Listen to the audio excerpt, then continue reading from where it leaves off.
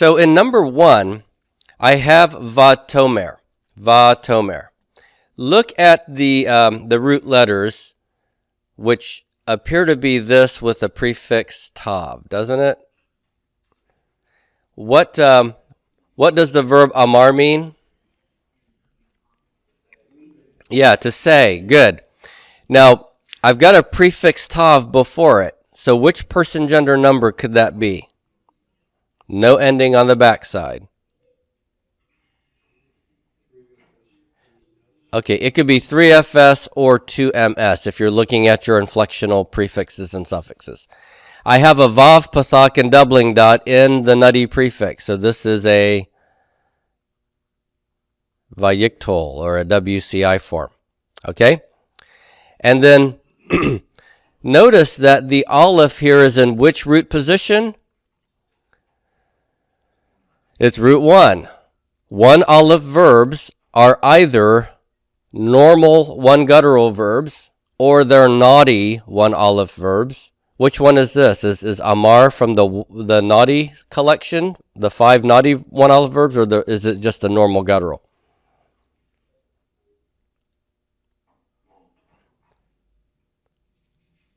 I gave you a little memory device for how to remember the 5 naughty one aleph verbs. Remember what the little saying is? He said, I am willing to eat whatever I bake, even if I perish. He said, the verb to say. What's amar mean? To say, right? So the verb amar, to say, is one of our naughty one aleph verbs. What do naughty one aleph verbs do? They quiesce. Okay, so the naughty one aleph verbs quiesce when they close the syllable, and they have a prefix vowel of a holum. Okay, where does this occur? The only place where the naughty one aleph verb behavior occurs is in the kal stem. Okay, now has the aleph quiesced here? There's no vowel pointing under it, right? That's a quiescent aleph. And do I have a holum with my prefix consonant? Yeah. You see the holum there? So this is definitely a naughty one aleph verb. So the vowel pointing won't be what you're expecting, but you must know that it happens in the kal. Okay? Kal, vayiktol, or WCI, 3FS, or 2MS. Now, here's the question. Which of these 2 sets of person gender numbers is the right one? Well, we don't know yet because we haven't read the rest of the sentence and we have no context. So we have to hold both of them open as a possibility. So it's either she said or you said. Okay? But whoever did the saying might be saying what comes next. So we might have a quotation starting right after vatomer. Now look at what we've got. Shamati. Shamati. That's very normal vowel pointing for a perfect verb. And which stem is it when I have the long A, short A under roots 1 and 2? That's the good old kal stem, isn't it? We love that. Shamati. I what? I heard. I heard. B'artsi. What's the b mean? In. What's the kirik yod mean? In my. And what's arts? This is a form of what noun? Eretz, right? Eretz. Remember, Eretz is a segalit noun, and what happens to segalit nouns in the singular when I add a pronominal suffix? Root 1 gets a short vowel, and root 2 gets a silent shava, and root 3 takes whatever the vowel of the pronominal suffix is. Okay, so eretz becomes artsi, artso, artsacha, and so forth. Okay, so I heard in my eretz, I heard in my land, all hokmatecha. Now, what's the normal way you translate the all preposition? It's usually spatial, right? On, above, over, but it can also have a meaning that serves to specify the topic of conversation or speech, in which case you're going to want to translate this as about or concerning. He spoke about such and such, all, whatever the topic is. Or he spoke concerning such and such, all, whatever he's talking about. Okay? So here it's, I heard all about Hokmatecha. So whose Hokmat are we, did I hear about? This is your, this is the 2ms suffix, right? So I heard about your Hokmat. What is that from? What word? Yeah, Hokmah, which is wisdom. Remember Hokmah, wisdom? So I heard about your wisdom in my land, or I heard in my land about your wisdom. So now that we have this much context, do you think you know what gender the subject of Vatomer is? Who's speaking here? It's the Queen of Sheba. That's right. And so she is a woman. So Vatomer at the beginning is probably she. And she said, quote, I heard in my land about your wisdom. Velo, what does lo do to a verb? It negates it. Good. So something didn't happen. Here's what didn't happen. He'emanti. What? Wow, I got 1, 2, 3, 4. I've got 5 consonants and a kirikiot at the back. Which one of these 5 is serving as my 3 root letters? Is it ha'am, aman, or manat? Aman. This is one of our newer verbs. And I have a hey prefix. So if I have a 3 root letters with hey before the first one, which 2 stems am I probably looking at? Hifil or hofal. Now go ahead and look at that vowel pointing under the hey. That's a segol, which belongs to what vowel class?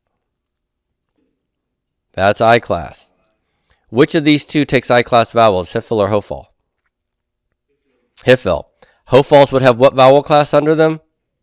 U. That's right. So this is looking hifilish.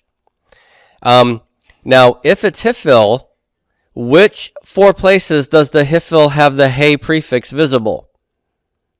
Remember where this happens? The hifil perfect, imperative, infinitive construct, and absolute. Look at the back side. I have T. It's got to be the perfect, right? That's the perfect personal ending. So I can get rid of these other 3. And with T, it's first, common, singular. So lo ha'amanti is I didn't aman in the hifil. What does aman in the hifil mean?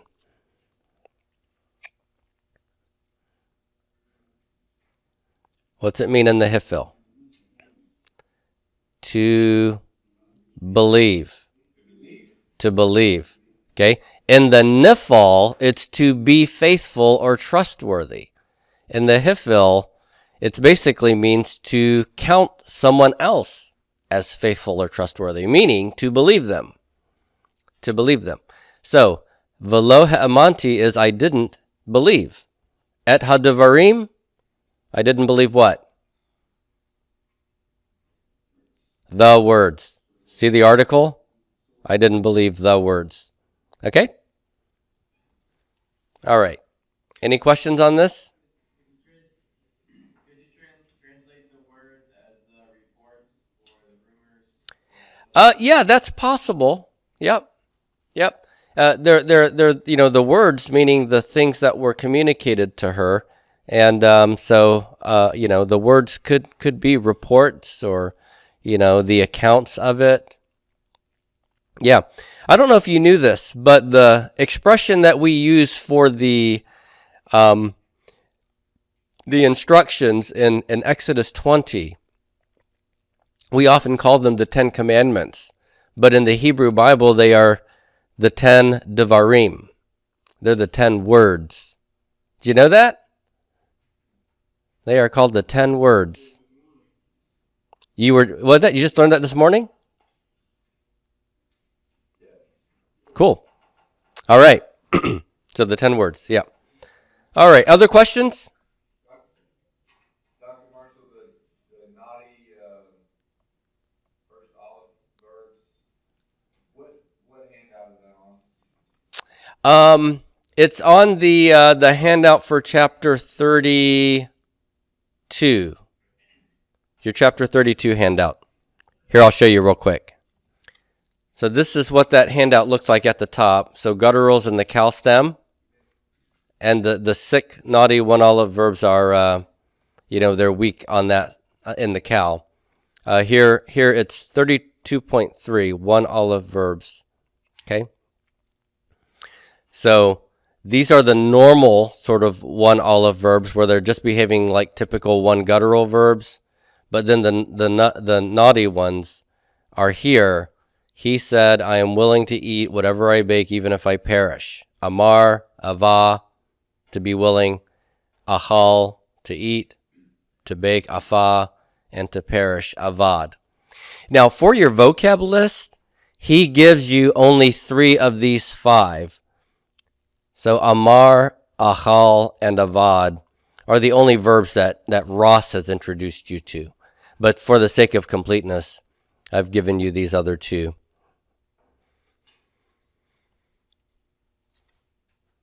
All right. All right. So now back to the homework translations. Let's look at number 12, and we have Nathan Elohim et ha'othot ve'et ha'niflaot ba shamayim. Look at Nathan. That's a normal looking verb here. Long A, short A, 3 root letters. So what is that? Cal perfect, no ending, 3MS. So Nathan is? He gave. Good. Do I have a subject that I could view with this verb? Oops, lost it. Hold on.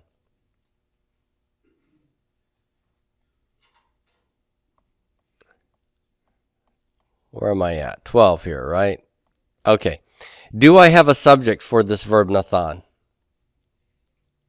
Or do I just use the pronoun? Yeah, I have Elohim next. And then I have the direct object marker, probably. So I'll take that as the subject. Could that be the subject in Nathan? Yeah, that would work, right? God gave. God gave. Et ha'othot. Now here, you have oat with oat ending, okay? So, oats. What's that? What is an oat? It's a sign. It's plural, though, isn't it? I've got a feminine plural oat ending. So it's God gave the signs, all right? God gave the signs. Ve'et niflaot, or ha-niflaot. What is probably the core root letters of ha-niflaot?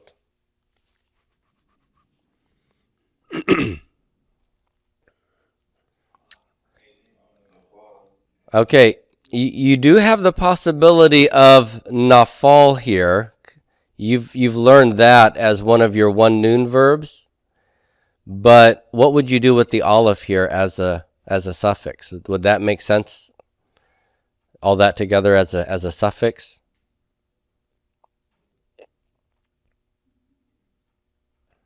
That doesn't really work, does it? On the other hand, if I take pala as my 3 root letters, oat is a suffix that I know. And I've already seen it over here, haven't I? ha'otot, niflaot. And nun is a prefix that I can have, isn't it? So let's take this as a verb. I have a nun prefix and what looks like a feminine plural ending on the back side. The nun prefix could be a first common plural prefix, but not with oath on the end. So what does that tell you that this nun prefix is probably indicating?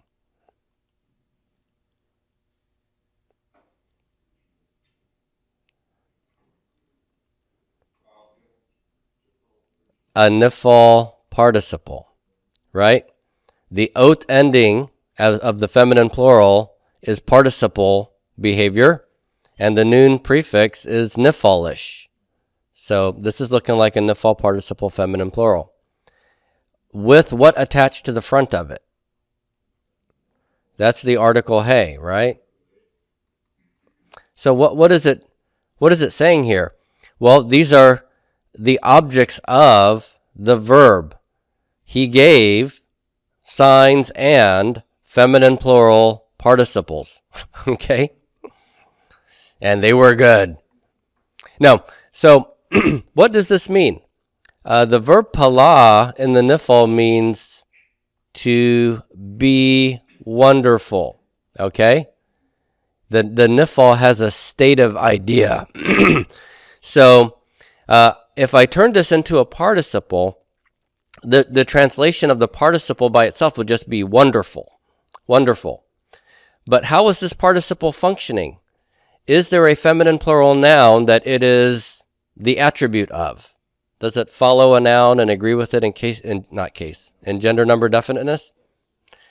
Well, it's after ha'otot, but it's separated by a vav and the direct object marker. So this is not an attributive adjective, because attributive adjectives would go directly after the noun, right? So this is not an attributive use. This verbal adjective, this participle, is hanging out all by itself. And it has the direct object marker in front of it, which usually goes in front of nouns. So what's my participle doing? The participle is behaving like a noun. So it's a substantival use. So the adjective meaning of the participle of the nifal for this verb pala is wonderful, but I need to turn it into a noun. So it would be something like wonderful plural things, right? Now, the feminine plural form in Hebrew can be used to refer to this neuter idea. Like in Greek, if you've done any Greek, you have a neuter gender. And the neuter gender of an adjective can be used to refer to neuter things. So he received good things. He received agatha. He received good things. That's the neuter plural form. In Hebrew, we don't have a neuter gender. So the feminine gender frequently serves to indicate the neuter idea. And we're talking about plural things, though. So he gave signs and wonderful things, or you could also translate this as he gave signs and wonders. Wonderful things that create wonder in people. Okay? So he gave signs and wonders, or wonderful things. Bashamayim, where did he do that? In the heavens. In the heavens. Okay? Now, are there any other questions about how we translated this or analyzed it?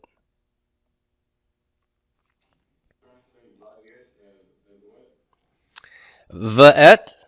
Well, you don't translate the et because it's the direct object marker, right? All it does is signal that you have a definite direct object coming. And this is definite because it's got the article hey on it. Yeah, so it's just he gave signs, right? You're not translating this direct object marker either. He gave the signs and the wonders in the heavens. Now, the article hey is used in Hebrew.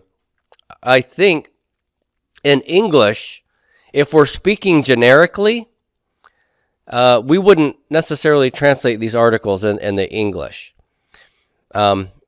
if the statement is just making a statement of sort of habitual fact, right? What kind of a God is he? Well, he is a God who gives signs and wonders in the heavens. Okay?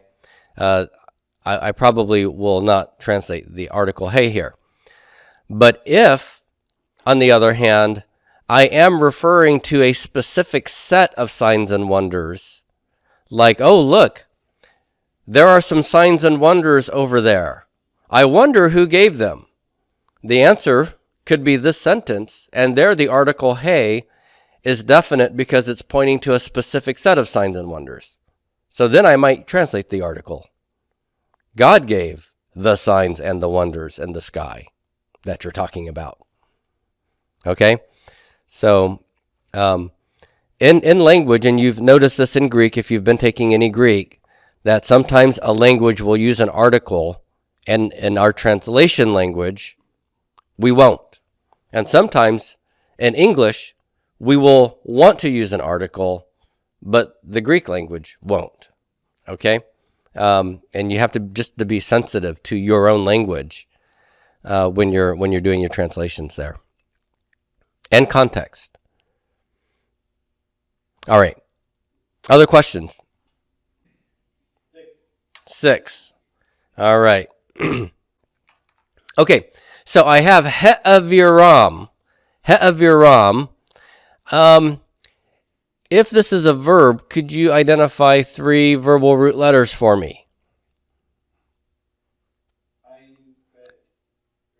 Ayin, bet, resh. Excellent.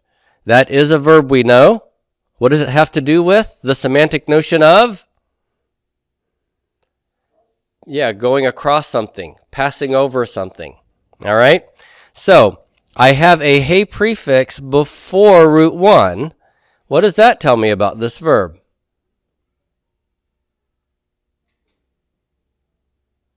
Hey prefix.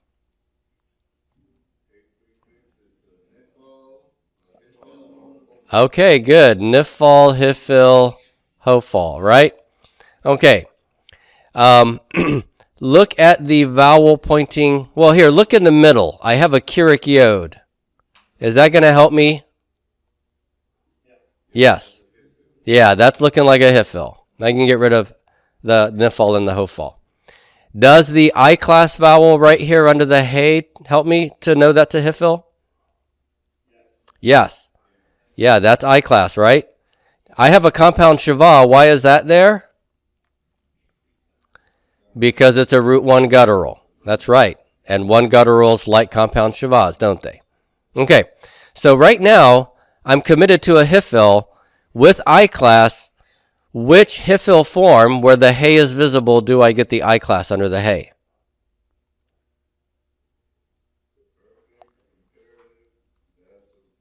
Okay.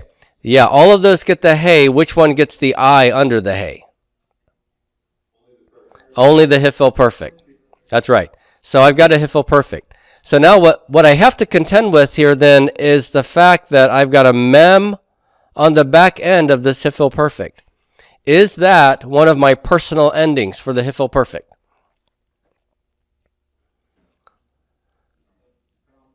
Okay, good. There are no perfect personal endings that have a mem, right? Which means that after root 3, my ending is actually 0. So I have to figure out the personal ending of the perfect first, 3ms, and then I add the mem pronominal suffix, which is what? 3mp. Okay? So it's going to be he, hifil avard, them. And I just need to know what hifil of avar means. He blanked them. What does avar mean in the hifil?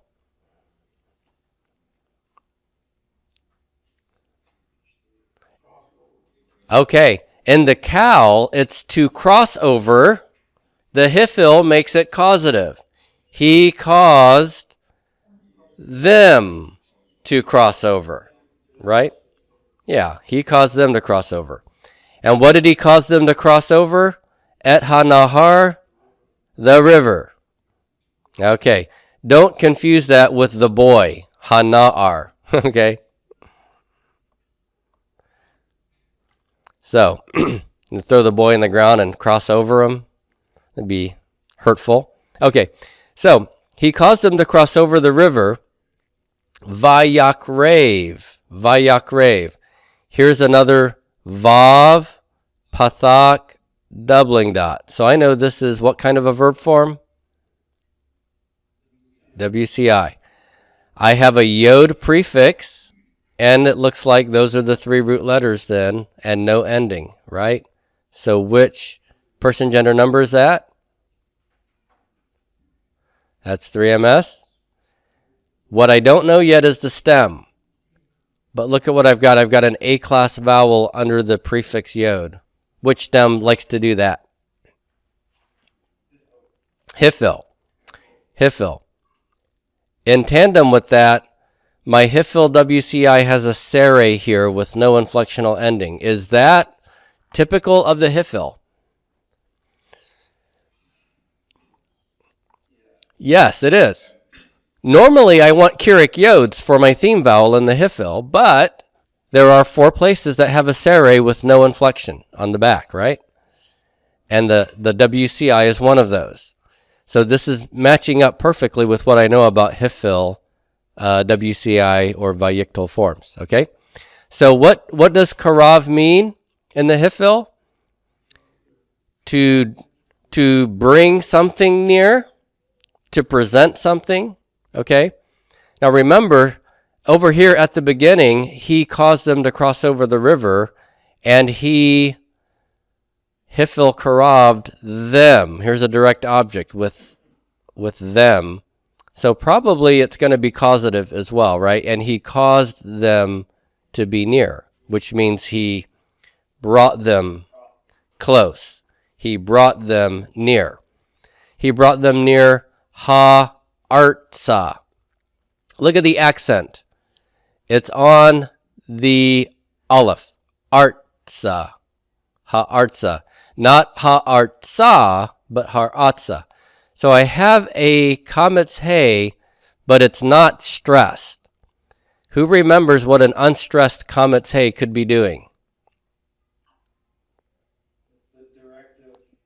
Exactly. And that means motion towards whatever it's attached to, right? So if he's bringing them near, that's a motion verb, right? He's causing them to approach. So having a directive, hey, it makes sense. He brought them near to the city. I'm sorry, to the land. Ha-artsa. This is from Eretz. Okay? So there you go. Good? All right.